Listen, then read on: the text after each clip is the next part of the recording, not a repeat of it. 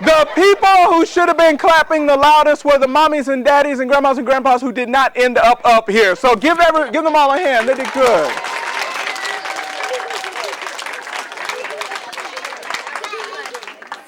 Now, bati o bati. Farmer. Farmer. Which means? Grandma. Is returning back to New York tomorrow. Yeah. So whose grandma is this? Where are you? Whose grandma? Farmer. Sorry. Whose farmer is this? Okay. This is what we're going to do. Okay? This is a very special day. Now, are you listening? Okay. Before your grandma goes back, I want you to call everybody in your family, all your friends. Okay? And I want you to tell them that your farmer brought you to the library, and all she did was dance around with this big guy in a white dress. Give Grandma an extra hand. Thank you, Grandma. Thank you for coming to Thank you. 3 times. I want one loud, one medium, and then one whisper. First one. Batio bati, ba. Second one, we go down a little bit. Batio bati, ba. And the last one, we're going to do in a whisper and go quiet. Batio bati, ba. Everyone goes quiet. Wow, you guys are cool. Now, because this is part of my cultural heritage as an African American, during the tradition of this storytelling tradition that goes back more than 800 years, I always see if there is anyone that has maybe 1 or 2 questions before I close out. Did anyone want to ask me anything, including big kids who pay bills, before you leave today? Anyone want to know, ask, or? Yes, ma'am. What is the name of your instrument? Everyone wanted to know that. Good question. Guitar. No, this is not a guitar, baby. This is a harp. Okay? This is a harp from West Africa that's played by traditional storytellers going back hundreds of years. Now, it's called a kora. Let me have. Good. Now, the kora has 21 strings. This is wood, this is wood, this is wood. This is, anyone know what this is? No, it's not wood. It's not a coconut. It's a piece of squash. Yeah, like a pumpkin. Calabash, a gourd, cut in half. The other half was used to make another kora. Now, in West Africa, the only people who play the kora are called griots. Everyone say griots. In order to be a griot, you can't say, I want to be a griot. You have to be born into a storytelling or griot family. And your father or mother teach you how to play the kora. Does anyone know how many African Americans in the United States practice the art of jalia, play the music of the kora, and do the storytelling? Anyone want to guess how many African Americans? How many?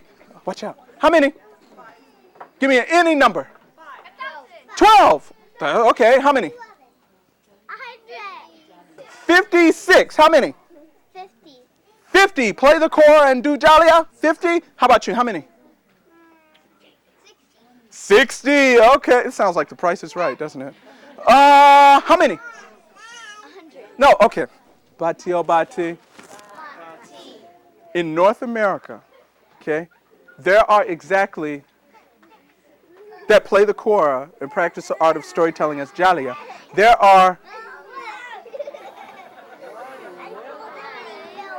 there's only one. Have you guys ever seen him play?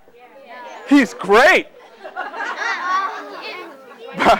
It's me, right? Bati o bati. 1 or 2 more questions, and then I have to close out with you guys. Yes, ma'am. What happened to the animals? They went on to rule the earth. True. Yes, ma'am. I'd like to know about your The attire. I noticed you avoided saying costume. I love you. Thank you. No, this is not a costume, okay? The clothing that I wear is traditional clothing. Now, here's how you guys can understand, okay? When a guy here gets married or he goes to the prom, what does he wear? Tuxedo. in Africa, not just West Africa, but all over, this is a form of formal wear. Right. Okay, in Nigeria, the Igbo people, they call this agbada. And the symbols on it they mean something. They tell a story. Like we have our ABCs, they have picture languages that tell stories. So they're not just designs, they actually tell stories. One last question and then I have to go. Let's go with, I chose a couple of guys. You'll be last, yes. Yes, you. Wait a minute, is that a tattoo on your arm? I'm sorry, I'm a dad. You guys have to excuse me. Oh, it's not real. Oh, okay. I can go back to storyteller. Okay. Yes. Oh, what is this? Bati o bati. She said, what is this? I'm going to explain. I usually don't tell people, but I'll tell you since you asked. Okay. How many people here have ever seen Judge Judy? Okay.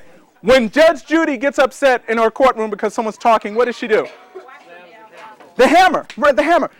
That hammer in our culture, in our society here, is a symbol of justice. Judges use it. This, in Africa, is a symbol of justice. Elders carry it and they use it to fan themselves, but they also use it to point and make important decisions because elders are the most important people anywhere. And they make all the decisions. So this is called a fly whisk. Thank you guys for having me today. I had a wonderful time. Thank you.